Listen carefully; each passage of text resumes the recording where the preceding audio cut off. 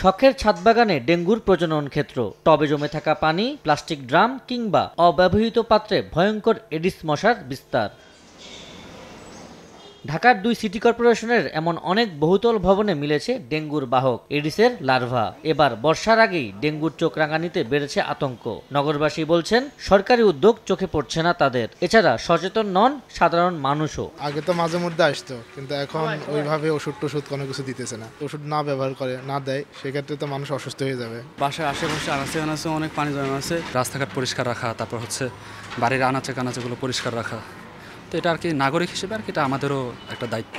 Dengue চারিদিকে এবার হচ্ছে জানতে পারতেছি, কিন্তু এবার আমার মনে হচ্ছে সরকার অতটা সচেতন না। গত বছর দেখছি অনেকবার আমাদের এখানে আসছে, বলছে পানি পরিষ্কার করেন, বাড়িঘর ক্লিন করেন। সবাই যদি পরিষ্কার পরিচ্ছন্নতা থাকে তাহলে ডেঙ্গু হবে না। যদিও নগর কর্তৃপক্ষের দাবি মশক নিধনে ওয়ার্ড পর্যায়ে গঠন করা হয়েছে মনিটরিং সেল। ডেঙ্গুর বিস্তার রোধে বিটিআই লার্ভিসাইড প্রয়োগের চিন্তা করছে উত্তর সিটি কর্পোরেশন। দক্ষিণের প্রশাসকের কণ্ঠেও একই সুর।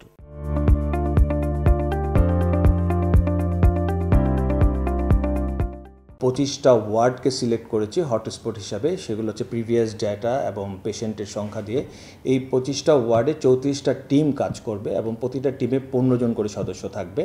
এদের কাজ হবে যে সোর্সগুলোকে রিডাকশন করা, সোর্সগুলোকে পিক করা। সোর্স পিক করলে তাহলে ব্রিডিং প্লেসের সংখ্যা কমে যাবে। ছাদ বাগানে যে টবগুলো আছে সেই টবের মধ্যে যদি আমি বিটিআই গ্র্যানুলসটা দিয়ে দিই, তাহলে সেখানে সে প্ল্যান্টেরও কোনো ক্ষতি করবে না, আবার সেখানে মসকিটো হতে পারবে না। এটা আমাদের একটা নতুন এডিশন। ইনশাল্লাহ আমরা আগামী 3 মাসের মধ্যে এই প্রকিউরমেন্টে যাব। মশকের উৎস যেখানে উৎপাদন হয় সেটাকে বন্ধ করা যায়, এই জন্য আমরা মোবাইল কোড করার জন্য আমাদের জনগণকে সচেতন করা হবে, একই সঙ্গে তাদেরকে কিছুটা হলো আইনের আওতায় নিয়ে আসা। পরিস্থিতি নিয়ন্ত্রণে জরুরি ভিত্তিতে র্যাপিড ক্র্যাশ প্রোগ্রাম চালুর পরামর্শ বিশেষজ্ঞদের। এডিস মশা যদি আমরা এখনই নিয়ন্ত্রণ করতে না পারি, তাহলে এই বছর ডেঙ্গুর যে পরিস্থিতি সেটি ভয়াবহ হওয়ার একটি সম্ভাবনা আছে। জরুরি ভিত্তিতে আমাদের র্যাপিড ক্র্যাশ প্রোগ্রাম চালানো উচিত এবছরের ডেঙ্গু মোকাবেলা করার জন্য। ডেঙ্গু মোকাবেলায় সিটি কর্পোরেশনের উদ্যোগের পাশাপাশি জনসচেতনতার বিকল্প নেই বলেও মত বিশেষজ্ঞদের।